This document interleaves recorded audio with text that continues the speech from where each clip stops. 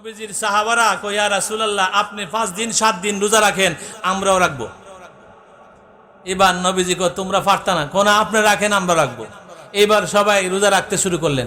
রোজা রেখে মসজিদ খালি, আটতে পারে না, দাঁড়াতে পারে না, এমন অসুস্থ হয়ে গেছে।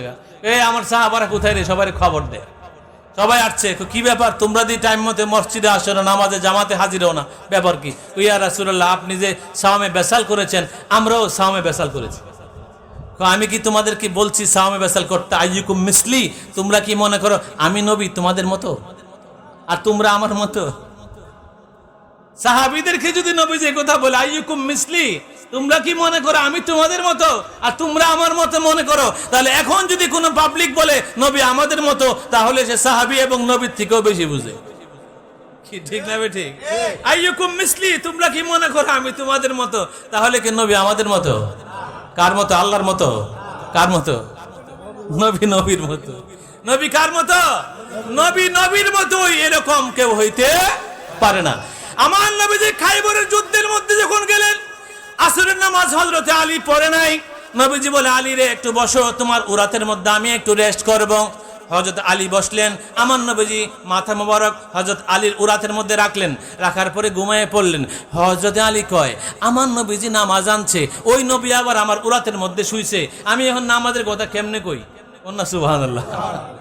আবার নামাজ যদি না পড়ি আল্লাহর কাছে আমি কি জবাব দিমু? দুটোর ব্যাপারে টেনশন পড়ে আছে। যদি আমি নামাজ না পড়ি আল্লাহর কি জবাব দিব? আবার নামাজ তো নবীজি আনছে, নবীজির আবার কেমনে কই নামাজ পড়ুম? এই টেনশনের মধ্যে হঠাৎ করে চোখ দিয়ে পানি বেয়ে পড়ে গেছে। নবীজি কো আলী রে কি হইছে? কই ইয়া রাসূলুল্লাহ আমি আসর নামাজ পড়ি না, টেনশনে কেঁদে দিছি। বলেন না সুবহানাল্লাহ। আপনি আমি কয়দিন নামাজের লাগে কাঁদছি? 1 সেকেন্ড কান্দিনি নামাজের লাগে। নামাজ না পড়লে আর আরাম লাগে, ভাল লাগে কি ঠিক না? আমার বন্ধুরা, আল্লাহর হাবিব বলে আলী কান্দিও না, টেনশনের কোনো কারণ নাই, আমি তোমার নামাজের ব্যবস্থা করতেছি। আল্লাহ পাক ডাক দিয়ে বলে সূর্য রে তুমি আসরের রক্তের মধ্যে চলে আসো। বলেন না সুবহানাল্লাহ। সূর্য আমার নবী চিনেনি, সূর্য নবী চিনেনি। সূর্য আসরের রক্তের মধ্যে আয়সা বললে হযরতে আলী আস্তে আস্তে হাঁটে। অন্যান্য সাহাবীরা কয় এভাবে আস্তে আস্তে হাঁটতেছো, সূর্য তো আবার 2 বাজাইবো গা। ওই সূর্য কি তোমাদের জন্য আসছে নাকি? সূর্য তো আসছে আমার জন্য, আমি নামাজ না পড়লে ডুববে কেন? কেমন বিশ্বাস, কেমন ইমান, কেমন প্রেম, কেমন ভালোবাসা! সূর্য পর্যন্ত মাওলা আলীর জন্য পুনরায় উদিত হয়ে আসর রক্ত চলে আসে আর মাওলা আলী নামাজ পড়ে। তাহলে সূর্য আমার নবীকে চিনেনি, চন্দ্র আমার নবীকে চিনেনি, গাছপালা আমার নবীকে সেজদা দিত, গাছপালা আমার নবীর জন্য নুয়ে যাইত, আকাশের মেঘমালা আমার নবীর উপরে ছায়া দিত, তারা আমার নবীকে চিনতনি। আমরা বড় হুজুর হইয়া চিনি না। কিছু বড় হুজুর আছে না, কোন নবী আমরার মতোই বাজার করছে, খাইছে, বিয়ে করছে, এই করছে, সেই করছে, নবীজির নিয়ে এত টেনশন করার কি দরকার? এরকম বলে কি বলে না? এরকম বলে। তারা যদি তখন থাকতো ফতোয়া দিলে, কি ফতোয়া দিলে? নবীজি উযু করতেছেন, উযুর পানি হাত মোবারক ধুয়ে নিচে পড়তেছে, সাহাবীরা উযুর পানি লইয়া চুলের মধ্যে মাখতেছে, মুখের মধ্যে মাখতেছে, মাথার মধ্যে দিতেছে। এখন যদি বর্তমানে হুজুরটি তখন থাকতো, তখন কইলে এরকম করণ বেদাত। যে নবীজি হাত ধুইতেছে, উযু করতেছে, ব্যবহৃত পানি পড়তেছে, এগুলো তোমরা মুখে শরীরে মাথায় মাখতেছো, এগুলো তো বেদাত বেদাত বেদাত। এই দেখেন অবস্থা। লা ইলাহা ইল্লাল্লাহ, লা ইলাহা ইল্লাল্লাহ, লা ইলাহা ইল্লাল্লাহ।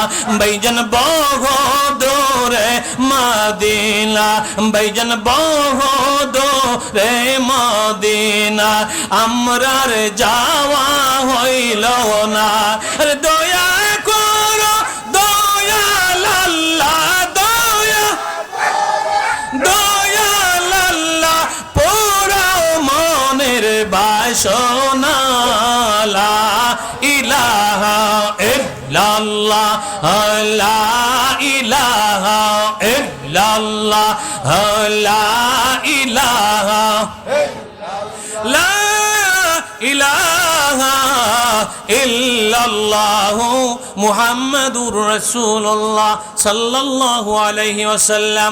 আমার নবীজির চুল মোবারক যখন হজের পরে চুল মোবারক যখন কাটতেছেন, সাহাবে কেরামরা চতুর্দিকে দাঁড়ায় রয়েছে আমার নবীজির চুল মোবারক বাড়িতে নেওয়ার জন্য। আর ওখানকার মোল্লাগুলা তখন থাকলে কইলে হইলে নবীজির চুল নেওয়াতে বেদাত, এটা কইলে হইলে। কারণ তারা যেই বুঝা বুঝে, তারা সাহাবারা পর্যন্ত ফেল হয়ে যায় আর কাছে। আমার নবীজি বলছেন, উমর এমন এক সময় আসবে আমার উম্মতের মধ্যে কিছু লোক আমল করবে, তাদের আমল তুমি দেখলে তুমি উমর বলবা আমি ফেল, আমি তো কিছুই করতাম না। এত আমল হবে কিন্তু ঈমান থাকবে না। কি থাকবে না? ঈমান থাকবে না। ঈমান কে? ঈমান দয়াল নবী, বলেন না সুবহানাল্লাহ। আমার বন্ধুরা নবীজির থুতু মুবারক ফালাইলে সাহাবে কেরামরা থুতু লইয়া মুখের মধ্যে মালিশ করতো। কোথায় মালিশ করতো? কি? থুতু, থুতু মুবারক মালিশ করতেন। বর্তমানে হুজুরটি তখন থাকলে কইলে এটা একটা কথা হইলো, জীবাণু ফালাইছে, জীবাণু নিয়ে মুখে দিছ, বেদাত, এগুলো বললো, কইল নইলে কইলে। কিন্তু নবীর আশিক যারা, তারা কোন মাদ্রাসায় পড়ছে? তারা কি মুফতি, মুফাসসির, মুহাদ্দিস, ফকিহ? তারা কি মাওলানা? তারা কি কারি? তারা কি হাফেজ? তার নামের আগে হাউজরত নাই, মাওলানা নাই, কুস্তা নাই, আর আমার নামের আগে এক লাইন টাইটেল আছে। কি আছে না? আমার 16টা পদ আছে, আমি তো মাত্র একটা না দিছে খরমপুরে খাদেম। আমি তো 16টা পদ আমার আছে, দিলে পুরা ফুস্টার আমার লাগবো। তাহলে এখন সাহাবায়ে কিরামরা মাওলানা নাই, মুফতি নাই, মুহাদ্দিস নাই, মুফাসসির নাই, ফকিহ নাই, হাফেজ নাই, কারি নাই, আল্লামা নাই, কিছুই নাই। কোন মাদ্রাসায় পড়ছে? কোন মাদ্রাসায় পড়ার কারণে নবীজির সঙ্গে গম্বুজের নিচে আছে? ডাইরেক্ট নবীর ছাত্র। কার ছাত্র? ডাইরেক্ট নবীজির ছাত্র। আর নবীজি আল্লাহর ছাত্র, নবীজি আল্লাহর ছাত্র। আর নবীর ছাত্র সাহাবারা, তারা বুঝে না তুমি 3 পাতার মৌলবি বুঝো।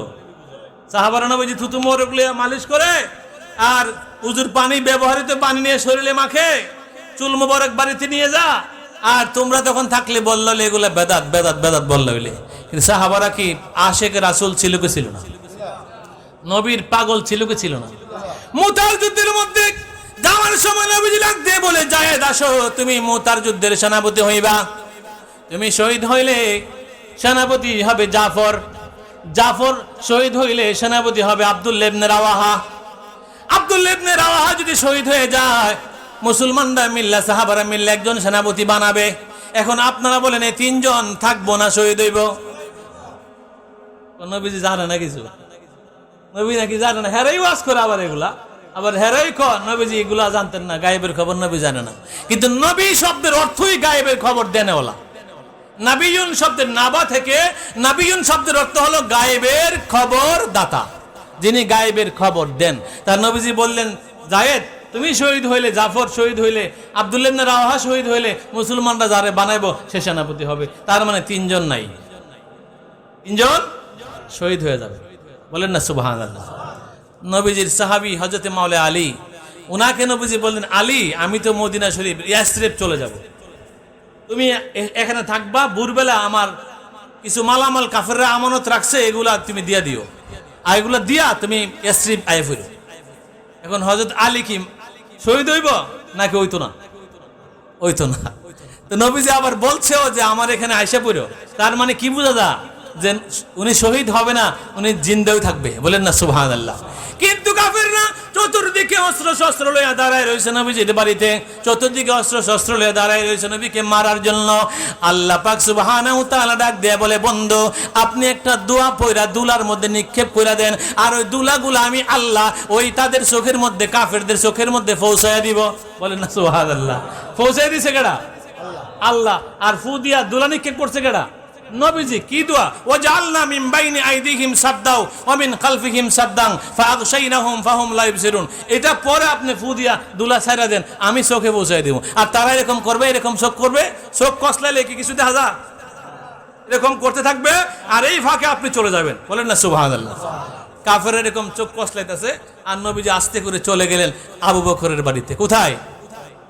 আবু বকরকে বলছিলেন, আবু বকর হয়তো আমি একদিন ইয়াসরিব চলে যাব, তোমাকে সাথী বানাবো। একদিন নয়, 2 দিন নয়, 1 সপ্তাহ নয়, 2 সপ্তাহ নয়, দীর্ঘ 6 মাস পর্যন্ত আবু বকর সিদ্দিক দরজার দাঁড়ায় দাঁড়ায় ঘুমা, বিছনার মধ্যে ঘুমায় না। বলেন না সুবহানাল্লাহ। এমন প্রেমিক আমরা হইতারুম?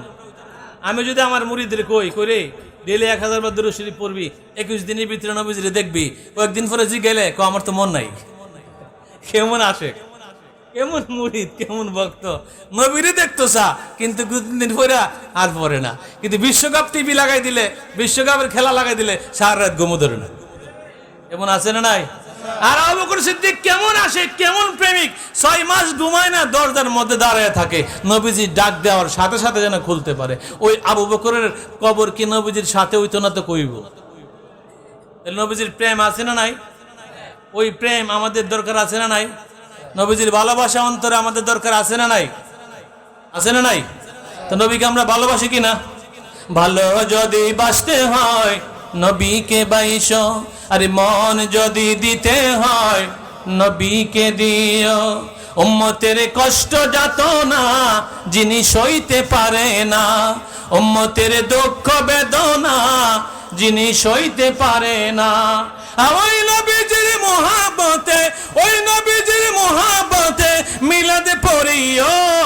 মন যদি দিতে হয়, কার দিবেন? মন যদি দিতে হয় নবীকে দিও। ভালো যদি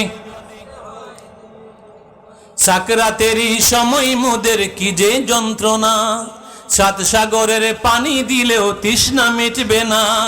কাউসারেরও পানি দিও, কাউসারেরও পানি দিও শাহে মদিনা। মন যদি দিতে হয় নবীকে দিও, ভালো যদি বাসতে হয় নবীকে বাইশো। কারে ভালোবাসবেন? কারে ভালোবাসবেন? কে বলছে ভালোবাসার জন্য? আল্লাহ কয় আমার বন্ধুরে ভালোবাসো, যদি ভালোবাসো আমি তোমার গুনাহ মাফ করে দিব, আমি হইলাম গফুরুর রহিম। উচ্চ আওয়াজে বলি ইয়া রাসূলুল্লাহ। নবীর ভালোবাসা অন্তরে যদি থাকে, একটা ছোট্ট ছেলে, ইহুদির ছেলে আর কি, আমার নবীজি জুতা মোবারক গুলা তার বুকের মধ্যে রাখত। নবীজি মসজিদ থেকে বের হইলে জুতাগুলা বিছাইয়া দিত, আবার ভিতরে ঢুকলে আবার রাখত। এই ইহুদির ছেলে 11-12 বছরের একটা ছেলে আর কি সেবা করত। একদিন এই ছেলে অসুস্থ, অনেক অসুস্থ হয়ে গেছে। হয়ে যাওয়ার পরে খবর আসছে আপনার খাদেম তো অসুস্থ। নবীজিকে আবু বকর চলো দেখে আসি।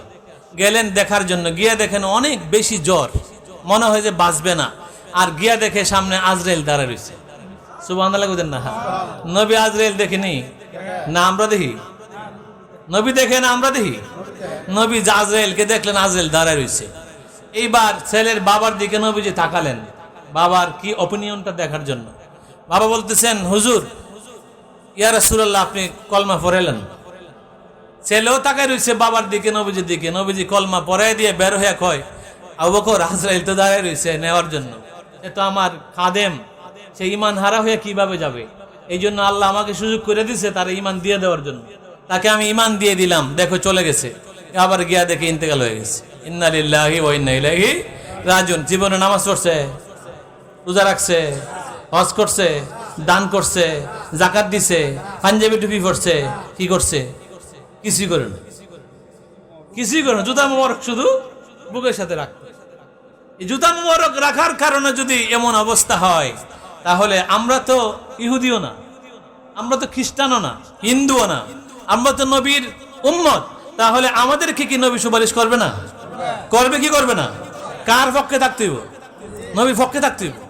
পক্ষে থাকলে নবী যে অবশ্যই আমাকে আপনাকে সুপারিশ করবে। আমার বন্ধুরা 2 ভাই, তারা কাউলুল জামিলের মধ্যে ঘটনা আসছে। 2 ভাই, তারা একজন আরেকজনকে বলতেছে, ছোট ভাই বড় ভাইকে বলতেছে, বড় ভাই তুমি তো বেশি দিন বাঁচতা না, তুমি যাই হোক তো নামাজও পড়লো না। বড় ভাই, ছোট ভাই আবার খুব আল্লাহওয়ালা নামাজি, এক তো নামাজও পড়লা না, তুমি কি জবাব দিবা? বড় ভাই অসুস্থ, মরে যাবো। বলতেছে, ভাইরে আমার একটা কথা শোন, আসরের ময়দানে যদি আমার আম্মারে ডাক দিয়ে আল্লাহ কয় যে তোমার 2 ফুটের দায়িত্ব তোমারে দিলাম, তুমি বিচার করো, আম্মা কি করবে? আম্মা তখন তোমারে মাফ করে দিব, নামাজ পড়লে পড়তো, না পড়লে নাই, তোমার আম্মা মাফ করে দিব, আমারও মাফ করে দিব। তাই নাকি? হ্যাঁ। কেরে? আম্মা যে আমরা ভালোবাসে, স্নেহ করে, মমতা করে, মায়া করে, আদর করে, এই কারণে আমরা নামাজ না পড়লে আমরা মাফ করে দিব আম্মারে সুযোগ দিলে। এবার বড় ভাইটা আমার আম্মার থেকে আমার আল্লাহকে দুর্মায়া করে। সুবহানাল্লাহ বলতেন না? তার মনের যে ভালোবাসার কথাটা বলতেছে, আল্লাহর প্রতি তার প্রেমটা, ও আল্লাহ আমার আম্মার থেকে কেমন বেশি ভালোবাসে, ও তুলনা হইতো নাই। ও তুলনা যদি না থাকে আল্লাহ ইচ্ছা করলে আমারও মাফ করতে পারে, বলেন সুবহানাল্লাহ। পরে যখন বড় ভাইটা মারা গেল, কয়েকদিন পরে ছোট ভাই স্বপ্ন দেখতেছে ফুল বাগিচার মধ্যে ঘুরতেছে। জিজ্ঞাসা করলেন, ভাই তুমি কি অবস্থায় আছো? তো আল্লাহ আমার